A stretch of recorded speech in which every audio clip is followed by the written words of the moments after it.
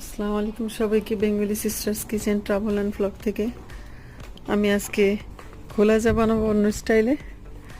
আগেও দেখিয়েছি আপনাদেরকে ধনেপাতা কাঁচামরিচ দিয়ে, যে কারণে নিয়ে নিতে চলে আসছি ফ্রেশ ধনেপাতা। এর মধ্যে আমি দিয়ে দিচ্ছি চালের গুঁড়ো, পেঁয়াজ, কাঁচামরিচ, ধনেপাতা আর বিট লবণ।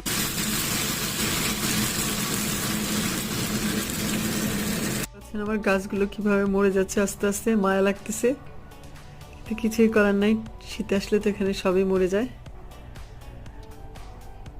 আমার সকালের নাস্তা রেডি হয়ে গেল, মুগ ডাল দিয়ে, গরু মাংস দিয়ে। আজকে আমার সকালের নাস্তা।